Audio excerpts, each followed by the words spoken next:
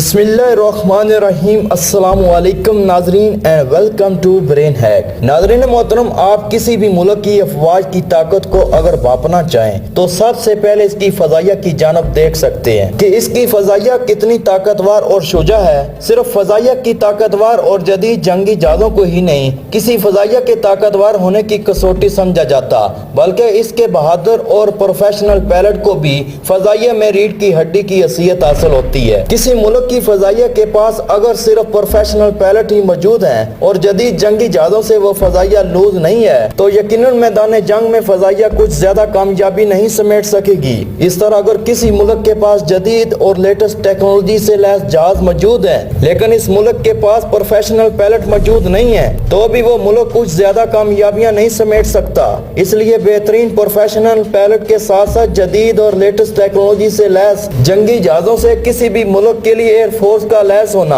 इसकी बका और सलामती में एक संगे मील का किरदार अदा कर सकता है। दौरे हाजिर में अगर जंगी जहाजों पर नजर दौड़ाई जाए तो जंगी जहाजों को टेक्नोलॉजिकल साउंड लेटेस्ट और जदीद होने के लिए सबसे पहले देखा जाता है कि वो जहाज किस जनरेशन का है। अगर ये पता चल जाए कि वो जहाज किस जनरेशन का है तो इसके बाद ये पता चला जाता है कि वो जहाज स्टेल्थ टेक्नोलॉजी से लैस है या नहीं, क्योंकि स्टेल्थ टेक्नोलॉजी की ही दौरे हाजिर के जदीद तरीन फाइटर जेट का हिस्सा समझा जाता है। लेकिन दुनिया में आज तक कुछ ही ऐसे जहाज हैं जो स्टेल्थ टेक्नोलॉजी से लैस हैं। जहाजों की जनरेशन पर इंशाल्लाह हम किसी और वीडियो में गुफ्तगू करेंगे, लेकिन इस वीडियो में हम आपको स्टेल्थ टेक्नोलॉजी के बारे में ही बताएंगे। क्या आखिर वो स्टेल्थ टेक्नोलॉजी है क्या जिसके लिए बड़ी अफवाजी कुव्वत वाले मुमालिक जैसा कि रूस, अमेरिका, चाइना और पाकिस्तान पैसा बहा रहे हैं और चाहते हैं कि इनके जहाज बेहतरीन से बेहतरीन स्टेल्थ टेक्नोलॉजी से लैस हों। और क्या स्टेल्थ टेक्नोलॉजी जहाजों के लिए कारआमद भी है या नहीं है। फिर इस पर भी बात करेंगे कि स्टेल्थ टेक्नोलॉजी के जरिए बिल्कुल ही गायब हो जाता है या इसके डिटेक्ट होने के लिए कोई चांस मौजूद होते हैं या नहीं, और या तारीख में कोई स्टेल्थ टेक्नोलॉजी जहाज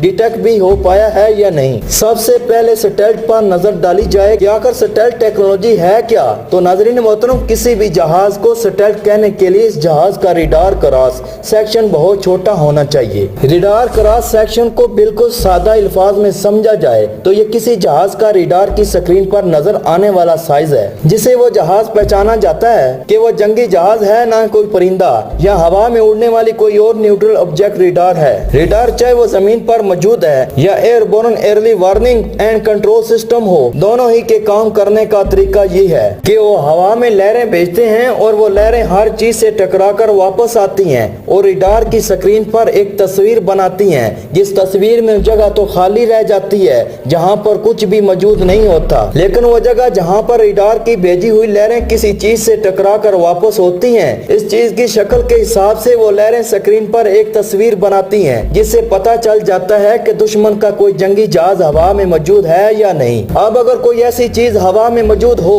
जिससे रडार की भेजी गई लहरें टकराएं तो सही, लेकिन वो लहरें टकराने के बाद डिटेक्ट कर जाएं और रडार तक वापस ना आए तो यकीनन रडार को पता नहीं चलेगा कि हवा में कोई भी ऐसी चीज मौजूद थी जिससे रडार की लहरें टकराई थी, क्योंकि वो लहरें जो डिटेक्ट हुई वो तो वापस रडार तक पहुंच ही नहीं पाई। अब क्योंकि रडार हवा में मौजूद चीज को डिटेक्ट करने में नाकाम हुआ है, इसलिए ऐसी चीज जिसके रडार की रेज को डिफ्लेक्ट करके वापस रडार तक नहीं पहुंचने दिया स्टेल्थ कहलाएगी। यानी कि अब वो हवा में मौजूद तो है लेकिन इसे रडार नहीं देख सकता। दौरे हाजिर में स्टेल्थ एयरक्राफ्ट का डिजाइन ऐसा बनाया जाता है कि रडार की रेज जब इस पर पड़े तो रेज रिफ्लेक्ट होकर रडार तक ना पहुंचे बल्कि डिफ्लेक्ट होकर कहीं और चली जाए। डिजाइन के अलावा बाज़ जहाजों में रडार अब्जॉर्बिंग मटेरियल भी लगाए जाते हैं जो कि स्कैन करने वाले रडार रेज को अपने अंदर ऑब्जर्व कर लेते हैं, जिस वजह से ना कोई रिफ्लेक्टेड रेज होती है और ना ही रेज डिफ्लेक्ट होती है, जिस वजह से जहाज स्टेल्थ बन जाता है। लेकिन नाज़रीन मोहतरम, रडार अब्जॉर्बिंग मटेरियल से लैस जहाजों को ज्यादा कामयाब तस्वर नहीं किया जाता,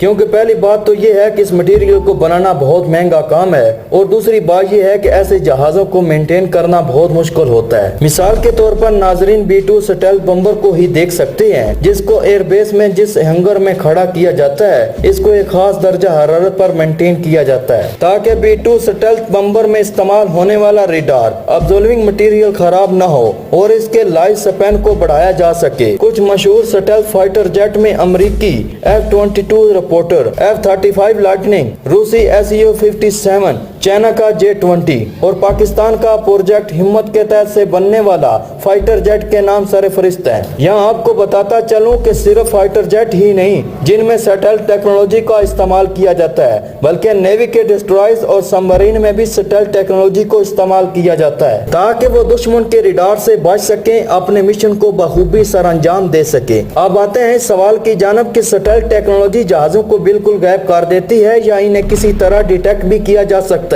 तो इसका जवाब ये है कि सैटेलाइट टेक्नोलॉजी के जरिए जहाजों को रडार से गायब किया जा सकता है, लेकिन वो रडार के जितने करीब आते जाएंगे इनका रडार क्रॉस सेक्शन इतना बड़ा होता जाएगा और यूं इनके डिटेक्ट होने के चांस इतने ज्यादा होते जाएंगे। मिसाल के तौर पर एक 4th जनरेशन एयरक्राफ्ट जिसे F-14 या F-16 जो कि स्टेल्थ नहीं है, अगर इसे रडार पर देखा जाए तो इसका रडार क्रॉस सेक्शन 10 M2 है, जबकि F-22 reporter radar cross section M1 के 1000वें हिस्से के बराबर कहा जाता है। और अगर कोई रडार F-16 जिसका रडार क्रॉस सेक्शन 10 M2 है इसको 1000 किलोमीटर दूर से डिटेक्ट कर लेता है, अगर F-22 रिपोर्टर जिसका radar cross section 4th generation fighter jet से 1000 गुना कम है, इसे वही रडार सिर्फ 100 किलोमीटर दूर से डिटेक्ट कर सकेगा। यानी कि अब रडार को F-22 को ट्रैक करने के लिए बहुत ही कम वक्त मिलेगा और एक रडार को किसी जहाज को सरफेस टू एयर मिसाइल के जरिए हिट करने के लिए न सिर्फ डिटेक्ट करना जरूरी होता है बल्कि मुसलसल ट्रेनिंग की भी जरूरत होती है जिसके जरिए जहाज को हिट किया जा सकता है। शायद अमेरिका इसलिए अपने F-22 को किसी भी मुल्क को नहीं बेचता या अमेरिका के किसी भी मुल्क को अपना फाइटर जेट बेचने के पीछे कोई और वजह मौजूद है। या नाज़रीन मोहतरम, आपको मैं बताता चलूं कि ये मिसाल मैंने सिर्फ और सिर्फ रडार के हिसाब से दी है। हकीकत में एक जंगी जहाज को डिटेक्ट करने के लिए दीगर भी एक तरह के तरीके इस्तेमाल किए जा सकते हैं, जैसा कि इंफ्रारेड रेज की मदद भी ली जा सकती है और आम आंख पर भी इंसार किया जा सकता है, जिसकी वजह से किसी रडार के डिटेक्शन रेंज मजीद ज्यादा हो जाती है और यूं वो ज्यादा अच्छे तरीके से दुश्मन के जहाज को डिटेक्ट कर सकता है। इसी तरह एक सैटेलाइट जहाज को ज्यादा फास्ट कंप्यूटर से भी डिटेक्ट करना आसान हो जाता है, क्योंकि ऐसे फास्ट कंप्यूटर बहुत जल्द ज्यादा क्लियर तस्वीर पैदा कर सकती है, जिससे ये पता चलाया जा सकता है कि रडार की स्क्रीन पर कोई परिंदा नहीं बल्कि दुश्मन का खतरनाक सैटेलाइट फाइटर जेट मौजूद है जो कि मुल्क की जान बढ़ रहा है। हमारी इस सारी तहकीक से आप एक अंदाजा लगा सकते हैं कि सैटेलाइट टेक्नोलॉजी बेहद कारआमद और मुफीद है, लेकिन इस टेक्नोलॉजी की मदद से जहाज बिल्कुल गायब नहीं होता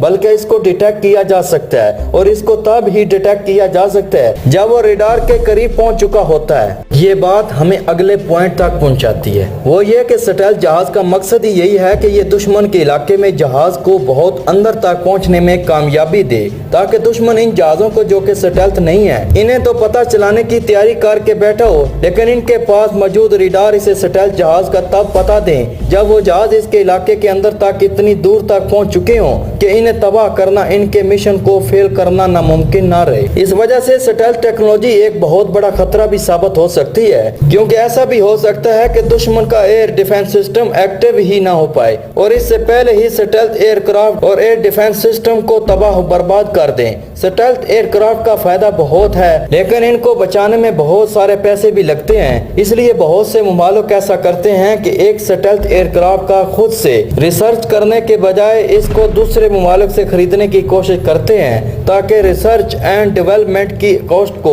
बचाया जा सके। इसी तरह अगर कोई सैटेलाइट एयरक्राफ्ट तबाह हो जाता है तो अवामी राय के जाया होने का भी बहुत बड़ा खतरा होता है, क्योंकि हर कोई ये समझता है कि सैटेलाइट एयरक्राफ्ट के बाद इनकी फजाइया को कोई हाथ भी नहीं लगा सकता। लेकिन अगर ऐसा अनटचेबल एयरक्राफ्ट तबाह कर दिया जाए तो यकीनन अवाम के अंदर बहुत ज्यादा खौफ और एराज फैल जाता है। तो दोस्तों, ये थी मेरी आज की वीडियो। उम्मीद करता हूँ आप लोगों को ये वीडियो पसंद आई होगी। तो मेरी आप लोगों से दरख्वास्त है कि मेरी इस वीडियो को लाइक, शेयर और मेरे चैनल को सब्सक्राइब करने के साथ बेल के आइकन को भी दबा दें ताकि हर नई आने वाली वीडियो का नोटिफिकेशन आप तक पहुँचता रहे। तब तक की इजाजत दीजिएगा। अल्लाह निगहबान।